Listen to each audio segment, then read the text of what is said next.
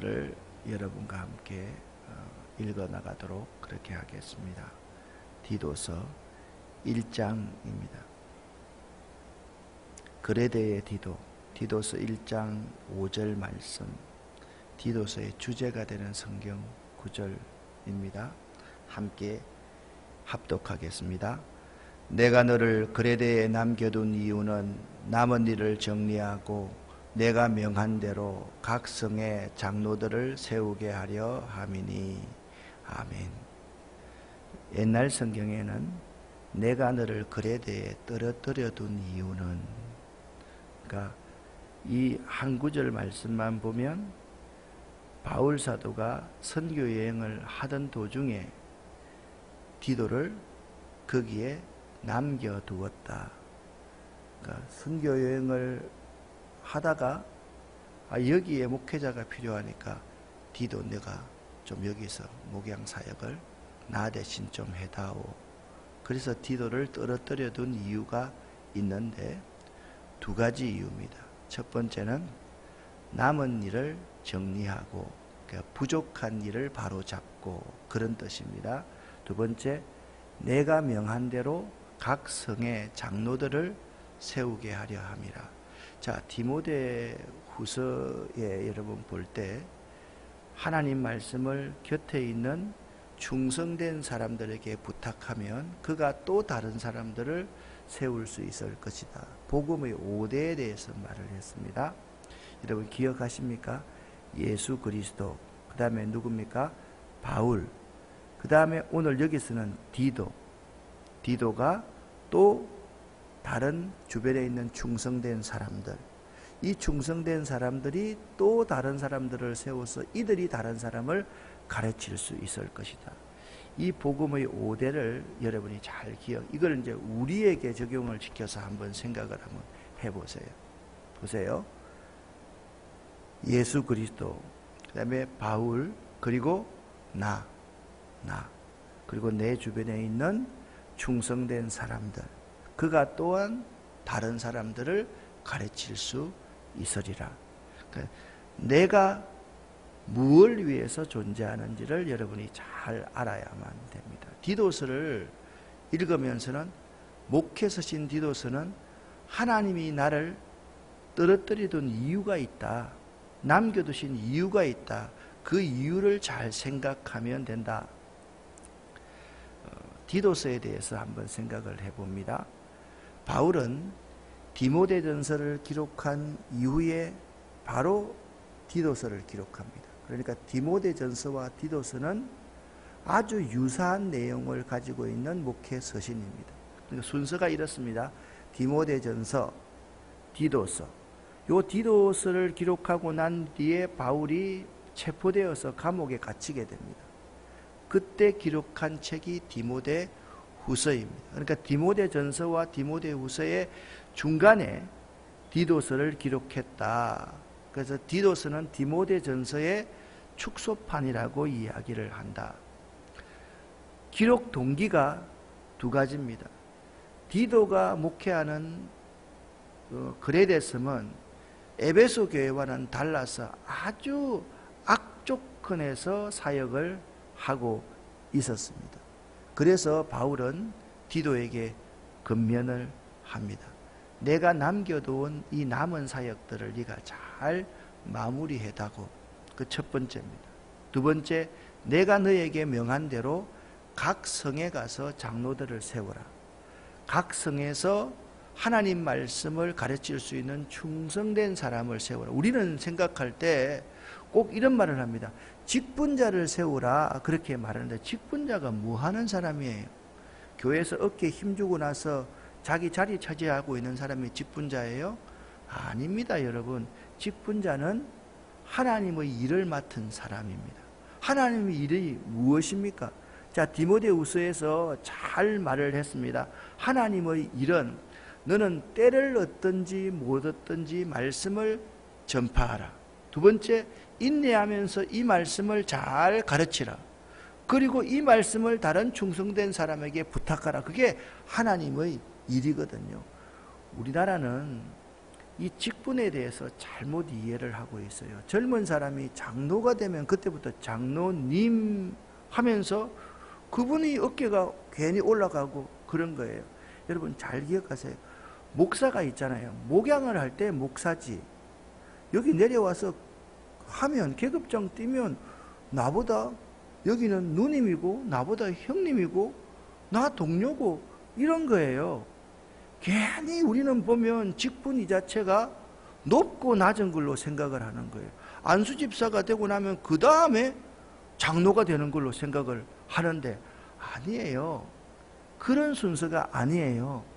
더 무거운 직책을 내가 맡는 것이 장로예요. 더 무거운 직책을 맡는 것이 내가 권사예요. 그래서 사람들이 권사 좀 하십시오. 그러면 나는 자격이 안 돼요. 그렇게 말합니다. 여러분 자격을 운운할 게 아니에요. 자격은 잘 들으세요. 교회에서 여러분을 세울 때 자격 운운을 하는 거예요. 여러분 한 사람 한 사람은 자격이 있어요? 자격이 없어요? 여기 있는 사람 우리 모두 중에 자격이 있는 사람 한 사람도 없어요. 목사 자격이 있는 사람, 장로 자격이 있는 사람, 권사 자격이 있는 사람 한 사람도 없다니까요. 누구든지 될 자격이 없어요. 그런데 대충 이단에 빠지지 않을 사람, 삶이 건실하고 건강한 사람, 이런 사람들을 세우라라는 하나의 프린시플, 원칙일 뿐이지 그 원칙에 다 합하는 사람은 한 사람도 없다라는 것을 알아야 돼요. 자, 그러면 디도라는 사람이 어떤 사람인지를 여러분 잘 생각을 해야 돼요. 완악한 지방인 그레데 섬의 감독이에요. 왜 완악한 지방이냐 하면 그레데 섬에 있는 선지자가, 자기 지방에 있는 김포에 있는 선지자가, 김포 사람은 항상 거짓말만 하고, 김포 사람은 짐승 같은 사람이고, 김포 사람은 이런 사람이다. 그렇게 말을 그레데에 있는 사람이 그 말을 했다라는 거예요. 그런 지방에 감독된 사람, 목사된 사람이 디도였다. 그는 헬라인이었는데 바울이 전하는 복음을 듣고 개종한 사람, 그는 유대인이 아닙니다. 헬라인이었습니다. 이 디도를 가리켜서 바울은 나의 아들, 나의 형제, 나의 조력자라고 불렀다. 바울이 나의 아들이라고 불렀던 큰 두 사람은, 한 사람은 디모데가 있고 하나는 디도가 있었는데, 디모데는 유대인이었고 디도는 헬라인 이방인이었다라는 것을 잘 기억을 할 수 있어야 됩니다.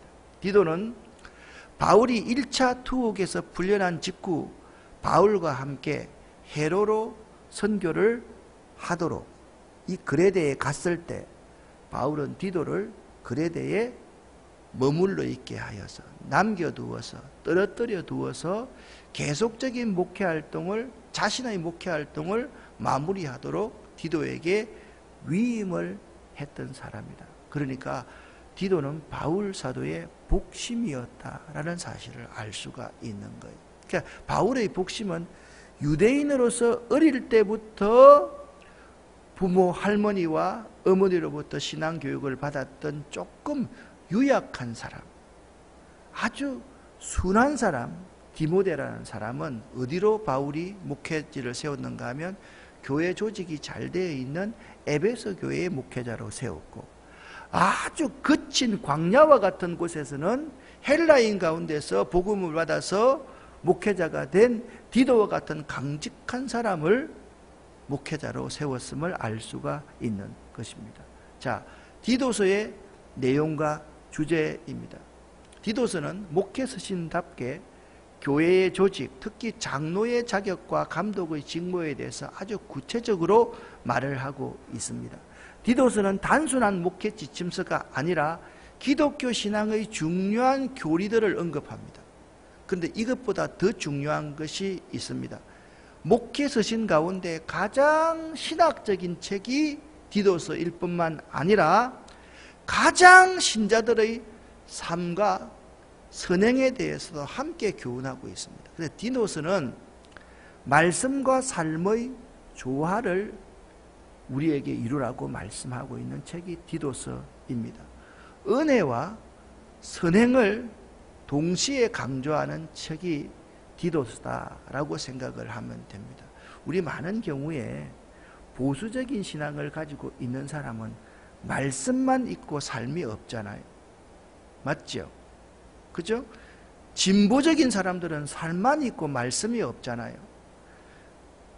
통합책이 주장하는 신학은 뭐냐? 말씀과 삶입니다. 은혜와 선행입니다. 이것이 잘 조화되게 우리에게 강조하고 있는 목회 서신이 디도서다라고 여러분 생각하시면 됩니다. 이 서론을 탄탄하게 해놓고 나면 디도서가 아주 쉽습니다. 아, 이런 상황에서 디도서를 기록했구나. 디도라는 사람이 그런 사람이로구나. 그러니까 디도는요, 여러분 보세요. 에베소 교회 같이 잘 조직된 교회에서는 교리가 그렇게 많이 필요하겠어요? 필요하지 않겠어요? 교리가 그렇게 많이 필요하지가 않습니다. 그레데처럼 아주 완악한 지역에서 사람들이 자기들을 보고 짐승 같다 그랬는데 얼마나 세상적으로 살겠어. 이런 사람에게는 탄탄한 원칙이 필요한 거예요. 이 원칙대로 움직이라. 그게 디도서의 내용이다 라고 보시면 됩니다. 자, 바울 서신은 신약성경 27권 가운데 13권이다. 바울 서신에서는 항상 1장 1절부터 2절까지, 아니면 1장 1절부터 4절까지는 문안 인사를 하고 있다. 문안 인사 가운데 두 가지 특징이 있는데, 특징이 뭐라 그랬어요? 첫 번째, 자기의 사도권을 옹호하고 있고, 두 번째, 은혜와 평강을 빌고 있다. 기억나시죠? 그게 좀 끄떡끄떡 좀 한번 해보세요. 그렇게 뭐 심각합니까? 이거 두 가지가 공통점이잖아요. 근데 디도서에는 조금 다른, 더 첨가되어 있는 문안 인사를 하고 있습니다. 자신의 사도권을 주장하면서 내가 사도가 된 이유가 무엇인지를 아주 분명히 말씀하고 있습니다. 왜 그렇습니까? 자기가 사도된 이유를 분명히 설명해야지 디도라는 사람도 네가 왜 그레데에 있는지 그 이유를 알아야 되기 때문에 자기가 사도된 이유를 설명하고 있습니다. 자, 보세요. 하나님의 종이요 그리스도 예수의 사도인 나 바울이, 여러분은 하나님의 종이요 그리스도 예수의 사도임을 믿으시기를 예수 이름으로 간절히 축원합니다. 여기 사도는 어떤 사람이냐? 가장 예수를 잘 아는 사람, 가장 예수와 함께 생활했던 사람, 예수의 정체성과 정통성을 그대로 이어받은 사람을 사도라고 그렇게 말을 합니다. 초대교회 최초의 사도는 어떤 사람이냐? 예수의 12제자가 사도였습니다. 그런데 문제가 생겼습니다. 어떤 문제가 생깁니까? 사도 바울은 12제자가 아니었습니다. 그러니까 적들이 공격해 옵니다. 너는 사도가 아니지 않느냐? 그 말은 무슨 말입니까? 사도 바울이 전하는 말이 거짓말이다, 짜가다, 오류가 많다, 그런 말을 하고 있는 거예요. 그래서 초대교회의 지도자들이 이 사도에 대한 새로운 정의를 해야 될 필요가 있었습니다. 자, 부활한 예수를 직접 만났던 사람을 사도라고 하자. 그래서 사도 바울이 부활한 예수를 다메섹으로 가는 도중에 만났잖아요. 그래서 자기가 하나님으로부터 직접 사도로 임명된 사람이다 라고 이야기하고 있습니다. 자, 자기 정체성을 말합니다. 나는 하나님의 종입니다. 나는 그리스도 예수의 사도입니다. 따라합시다. 나는 하나님의 종입니다. 나는 그리스도 예수의 사도입니다. 아멘. 여러분, 이 사실을 잊지 말아야만 됩니다. 여러분의 정체성, 여러분이 예수 그리스도를 가장 잘 체험하고 이해하는 사람이다, 그게 사도다라는 말입니다. 우리나라에서는 이렇습니다. 옛날에, 여러분 젊은 사람은 잘 모르겠죠. 동교동계, 상도동계, 이게 김대중 대통령의 복심들이 동교동계입니다. 김영삼 대통령의 복심들이 상도동계입니다. 그런 사람들, 권노갑 같은 사람, 김동영 같은 사람, 이런 사람이 동교동계, 상도동계의 수장이다, 그렇게 말할 수 있는 것은 그 어른들의 마음을 그대로 담고 있는 사람이다. 우리는 그런 분들의 복심이 아니에요. 예수 그리스도의 마음을 가장 많이 담고 있는 사람이 그리스도 예수의 사도이다. 그렇게 말을 하는 거죠. 그러면 내가 사도된 이유가 뭐냐? 하나님의 택하신 자들의 믿음과, 자, 믿음이 자라려고 하면 어떻게 하면 믿음이 자랍니까? 로마서 10장 17절에 믿음은 들음에서 나면 들음은 그리스도의 말씀으로 말미암느니라. 하나님 말씀을 듣고 하나님 말씀을 읽고 하나님 말씀 연구하고 하나님 말씀 암송하고 하나님 말씀 묵상해야지 믿음이 생긴다. 아멘이죠? 교회 봉사한다고 믿음 생기는 게 아니에요. 교회 봉사하면 믿음 까먹습니다. 알아야 돼요. 믿음으로 봉사하라. 그 말은 다른 말로 하면 하나님 말씀을 근간으로 해서 봉사하라. 그 말이지, 여러분의 의지 가지고 열심히 해라. 그런데 문제 생기게 만들어라. 그게 믿음으로 봉사하는 게 아니라는 거예요. 자, 디모데서에서, 디도서 말고 앞에 디모데서에서 사도 바울이 디모데에게 부탁하는 말이 뭐예요? 때를 얻든지 얻지 못하든지 복음을 뭐요? 전파하라. 그리고 이 복음을 인내하면서 잘 가르치라. 그 말 아닙니까? 그러니까 목회자는 다른 사역을 하는 사람이 아니에요. 하나님의 말씀을 맡아서 이 하나님의 말씀을 충성된 사람에게 잘 부탁하는 사람이 목회자예요. 여러분이 교회의 일꾼이 된다, 장로가 된다, 권사가 된다, 안수집사가 된다, 집사가 된다는 것은 위치가 높은 게 아니에요. 하나님의 말씀을 맡은 자고 이 하나님의 말씀을 충성된 사람에게 부탁하는 사람들이 교회 직분자라는 사실. 그러니까 믿음을 그레되어 있는 사람들에게 하나님 말씀을 잘 전하고 가르치기 위해서 나를 여기 보냈다라는 거예요. 두 번째, 경건함에 속한 진리의 지식과 교리를 말하는 거예요. 말씀을 통한 교리를 말하는 거예요. 세 번째, 영생의 소망을 위함이라. 이 영생의 소망, 어떻게 하면 우리가 영생을 얻을 수 있습니까? 구약부터 예언이 됐잖아요. 약속의 말씀이 됐잖아요. 예수 그리스도 안에 있으면 영생이 있다. 우리가 찬송할 때 영생을 맛보며 주 안에 살리라. 여러분, 이겁니다. 주님 안에는 다른 말로 하면 무슨 말이라 그랬습니까? 말씀 안에라는 말이고, 말씀 안에는 다른 말로 하면 믿음 안에라는 말이다. 그러니까 여러분, 자기 자신이 사도가 된 이유가 뭐냐면 하나님의 말씀을 가지고 믿음을 성장시키기 위해서, 이 하나님의 말씀으로 그들이 경건한 삶을 살도록 하기 위해서 교훈과 책망과 바르게 함과 의로 교육하기에 유익한 이 말씀을 가르치는 거고, 말씀이 육신에 대해서 우리 가운데 거하시는 예수 그리스도를 믿음으로 말미암아 영생을 얻게 하려고 내가 뭐가 됐다? 사도가 되었다. 그러면 내가 사도가 되어서 니한테 편지하는데 디도 니도 이런 이유 때문에 목회자가 감독이 되어서 여기 있는 것이다. 그 말씀하고 있습니다. 자, 3절 말씀을 보십시오. 자기 때에 자기의 말씀을, 그리스도가 임하신 때에 자기의 말씀을 복음 전파로서 나타내셨으니, 이 복음 전파는 누구냐? 우리 구주 하나님이 명하신 대로 내게 맡은 것이다. 내가 뭘 맡은 사람이에요? 하나님의 말씀을 맡은 사람이에요. 나는 누굽니까? 하나님의 말씀을. 여러분, 그래서 교인들이 이거 좀 바꿔야 돼요. 말씀 듣고 은혜 받았어요. 이거는요, 초짜들이 하는 소리예요. 여러분들은 뭐예요? 말씀 듣고 은혜를 받았으면 하나님의 말씀을 여러분이 맡아야 돼요. 그래서 다른 사람을 하나님 말씀 가르쳐야 돼요. 이 복음을 가르쳐야 돼요. 근데 우리 한국 교회 교인들은 전부 다 말씀 듣고 은혜를 받았대요.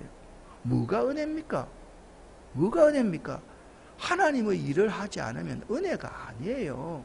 나 혼자만 좋자고 하는 것은 은혜가 아니에요. 그거는 있잖아요. 절에 가가지고 이렇게 비는 사람들도 있고요. 나무 아래 비는 사람들도 다 은혜 다 받아요. 그런 게 은혜가 아니라는 거예요. 우리는 때를 얻든지 얻지 못하든지 하나님의 말씀을 전하는 거예요. 그래서 이렇게 말합니다. 4절에 같은 믿음을 따라 디모데는 바울의 믿음을 따른 사람이고, 디도도 바울의 믿음을 따른 사람이고, 바울과 디모데와 디도는 예수 그리스도를 믿는 믿음을 따라 사는 사도라는 거예요.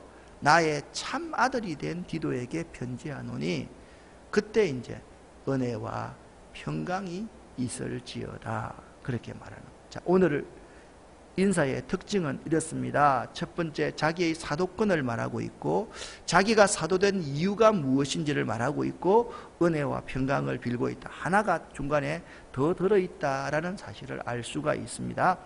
내가 너를 그레데에 떨어뜨려 둔 이유가 있다. 첫 번째는 뭡니까? 남은 일을 정리하고 부족한 일을 바로잡고 내가 명한 대로 각 성에 장로들을 세우게 하려 함이라. 여기 그레데는 열악한 지역이기 때문에 이런 원칙을 가지고 장로를 세우도록 하여라. 그 원칙이 없으면 짐승 같은 사람들은 너를 힘들게 할 것이다, 그 말을 하고 있는 거예요. 그러면 그 원칙이 뭐냐? 6절부터 9절까지 같이 한번 읽어보겠습니다. 책망할 것이 없고 한 아내의 남편이며 방탕하다는 비난을 받거나 불순종하는 일이 없는 믿는 자녀를 준 자라야 할지라. 감독은 하나님의 청지기로서 책망할 것이 없고 제 고집대로 하지 아니하며 급히 분내지 아니하며 술을 즐기지 아니하며 구타하지 아니하며 더러운 이득을 탐하지 아니하며 오직 나그네를 대접하며 선행을 좋아하며 신중하며 어려우며 거룩하며 절제하며 밑법 말씀의 가르침을 그대로 지켜야 하리니 이는 능히 바른 교훈으로 건면하고 거슬러 말하는 자들을 책망하게 하려 함이라. 아멘. 이런 기준에 다 합한 사람 여기 있어요? 아무도 없어요. 그래서 하나님의 은혜가 필요한 거예요. 그런데 여러분 보세요. 이런 기준으로 감독을 세우라, 이제 직분자를 세우라 그랬는데 그레데인들은 어떤 사람인가? 12절 보면 다 그대로 나타나고 있어요. 같이 한번 읽어보겠습니다. 그레데인 중에 어떤 선지자가 말하되 그레데인들은 항상 거짓말쟁이며 악한 짐승이며 배만 위하는 게으름뱅이라 하니. 아멘. 그러니까 그레데에 있는 자기들의 선지자가 그레데 사람은 항상 거짓말 잘한다, 상습적인 거짓말쟁이다. 두 번째, 그들은 악한 짐승이다. 악한 짐승은 뭐예요? 자기 욕심을 위해서 약한 자를 잡아먹는 게 악한 짐승이라는 말이에요. 자기의 이익이 있으면 사정없이 상대를 그냥 짓밟고 상대를 죽이는 것도 절대로 그냥 아이고 나쁜 일이네 이렇게 생각하지 않는 사람이라는 거예요. 세 번째는 뭐예요? 자기 배만 이하는, 자기의 사욕을 쫓는 게으름뱅이다, 그렇게 말을 하고 있는 거예요. 그러니까 바울 사도가 뭐라고 말하고 있는 건 13절에 이 정언이 참되도다. 내가 생각해도 그레데 사람은 그런 사람이더라. 그런데 여러분 잘 한번 생각해 보세요. 자, 그레데 사람의 세 가지 특징이 있습니다. 첫 번째는 항상 거짓말 잘하고, 두 번째 악한 짐승 같은 사람이고, 세 번째 자기 배만 위하는 게으름뱅이다. 오늘날 우리 시대의 사람들이 이런 사람보다 더한 사람이면 더한 사람이지 덜한 사람 한 사람도 있어요, 없어요? 여러분 보세요. 여러분은 조금 나은 사람이잖아요, 저하고는. 정치하는 사람들 보세요. 어떤 당이든 간에 자기들한테 해로우면 나쁜 놈이고 좋으면 착한 놈이에요. 얼마나 거짓말 잘해요. 경제인들 얼마나 거짓말 잘해요. 정치하는 사람한테 굽신굽신 안 하면요 나라에서 살지를 못하는 거예요. 우리 후손들이 뭘 보고 배우겠어요? 여러분 그렇지 않습니까? 여러분과 저를 보고도 또 뭘 배우겠어요? 우리가 이런 사람이에요. 항상 거짓말쟁이며 항상 악한 짐승이며 항상 자기 배만 위하는 게으름뱅이다. 우리가 그런 사람이에요. 지금은 거룩한 척하고 막 지적질하지만은 선거 때 되면요, 성령도 우리나라 선거는 할 수 없다 그러대요. 왜? 성령도 자기 지역 사람들만 찍는다고 어쩔 수 없대요. 성령이 어쩔 수 없다는 사람이 몇 사람이 있어요. 어떤 사람인 줄 알아요? 자식 가르치는 거는 성령도 어찌할 수 없대요. 우리나라 교인들 하는 말입니다. 두 번째, 선거할 때 성령도 어떻게 할 수 없대요. 시험 칠 때 컨닝하는 거는 성령도 어떻게 할 수 없다 그러더라고요. 여러분 가만히 한번 생각해 보세요. 이게 우리의 현실 아닙니까? 자, 디도가 목회하는 그레데가 두 가지의 아주 어려운 상황이 있었습니다. 첫 번째, 그들의 심성이 가장 악했다. 두 번째는 뭐냐면 유대주의적인 거짓 교사들의 가르침도 함께 있었다는 거예요. 그러니까 디도의 초기의 목회가 얼마나 어려웠겠어요. 여러분 생각해 보세요. 악한 성품을 가진 사람도 어려운데 여기에 악한 교사들까지 함께 있으니까 여기 목회가 정말 죽을 지경이었을 거예요. 그럼에도 불구하고 디도는요, 그곳에서 사역을 아름답게 잘 감당했습니다. 할렐루야. 우리가 처해 있는 이런 상황이 그레데와 똑같은 상황이라 할지라도 우리가 주님께부터 부탁받은 것은 뭐예요? 찬송가에 주 내게 부탁하시니 천사도 흠모하겠네. 화목해 하라신 구주의 말씀을, 그 다음에 뭡니까? 온 세상 널리 전하세. 주님께서 여러분과 저에게 부탁하신 일이 뭔지 아세요? 하나님 말씀을 때를 얻든지 못 얻든지 전파하라. 이 하나님의 말씀을 인내하면서 잘 가르치도록 하라. 그걸 주님께서 여러분에게 저에게 부탁하셨다. 할렐루야. 아멘을 안 합니까? 가르치는 거는 안 하랍니까? 듣기만 들어가지고 귀만 이만큼 성장시키랍니까? 아니잖아요. 여러분 우리가 지금 가르쳐야 될 대상이 너무 많아요. 목회자들로서는 턱도 없어요. 여러분이 나서서 이 복음의 말씀을 들고 가르쳐야 돼요. 그거 안 되는 사람은요, 이 동영상 녹화 보고 옮겨 적어가지고 한 절 한 절 가르치라니까요. 그래서 보내는 거예요. 그냥 듣고 혼자서 사장시켜버리라고 하는 게 아니라니까요. 여러분 한 사람 한 사람에게 부탁된 이 일을 잘 감당할 수 있기를 예수 이름으로 간절히 축원합니다. 찬송가 부름받아 나선 이 몸, 거기에 보면 이런 가사가 있습니다. 아골골짝 빈들에도 소돔 같은 거리에도 내가 복음 들고 가겠습니다 라고 말씀하고 있습니다.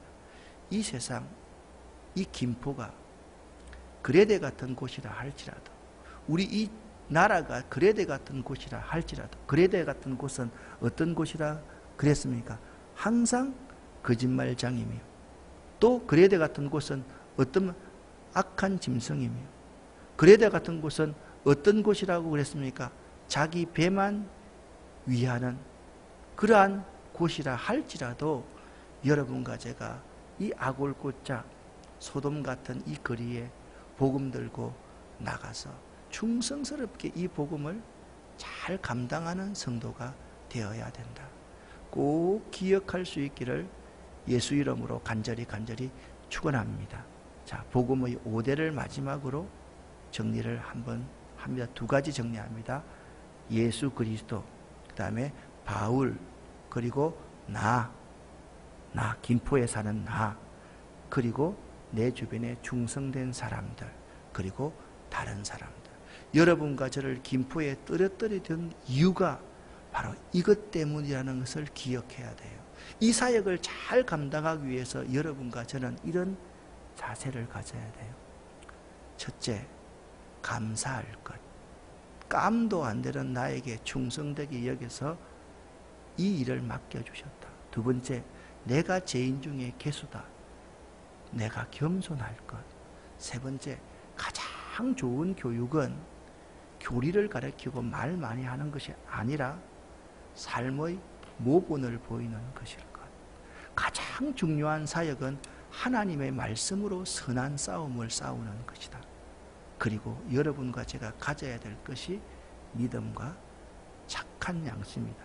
꼭 기억할 수 있기를 예수 이름으로 간절히 축원합니다. 오늘 9시 반 돼서 제가 우리 청년부 수련회 하는 홍천에 다녀오려고 합니다. 그래서 여러분 한 분 한 분들이 좀 기도해 주시기를 바라고, 우리 청년들이 은혜 받고 돌아올 수 있도록, 앞으로 우리 청년부 수련회를 갈 때는 우리 중직자들 또 우리 주변에 있는 청년들 한 사람도 빠지지 않고 갈 수 있도록 여러분들이 꼭 기도하는데 이렇게 기도하십시오. 우리 자녀들 가운데 가장 중요한 사역 가운데 하나는 여름 성경학교, 겨울 성경학교, 여름 수련회, 겨울 수련회 가는 거다. 꼭 기억할 수 있기를 바랍니다. 기도합니다. 하나님 아버지여, 우리 사랑하는 새벽 이슬 같은 청년들을 기억하여 주시옵소서. 그들이 은혜 받고 돌아올 수 있도록 도와주시옵소서. 우리에게 예수의 보혈을 덮어주시고 우리의 자녀와 손들에게도 예수의 보혈을 덮어주시고 우리의 사업과 우리의 직장과 우리의 장래와 우리의 모든 건강 위에도 예수의 보혈을 덮어주시옵소서. 이 김포 땅에 나를 떨어뜨려 둔 이유가 무엇인지 분명히 깨달아 알았사오니 내 삶과 내 믿음이 조화로울 수 있도록 도와주시옵소서. 예수 그리스도 이름으로 축복하옵고 간절히 기도 올립니다. 아멘.